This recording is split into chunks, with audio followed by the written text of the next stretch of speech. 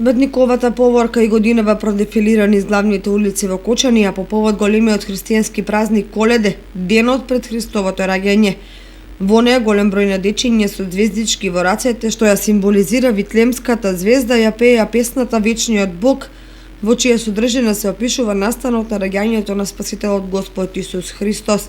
Движењето на бедниковата поворка го проследија верници кои живеат или случајно се најдоа на улиците во Стришани, покрај кеот на Кочанска река и во близина на црковниот храм, каде се одржа свечена литургија.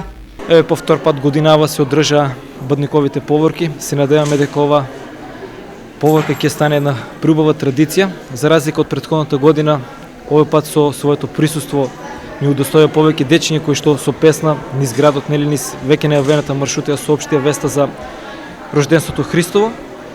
Пред се како црква и како свештенство им благодариме на нашите најмали членови на нашата црковна заедница со тоа што со својата несебичност придонесоа за овој празник да добива на вистинска православна димензија.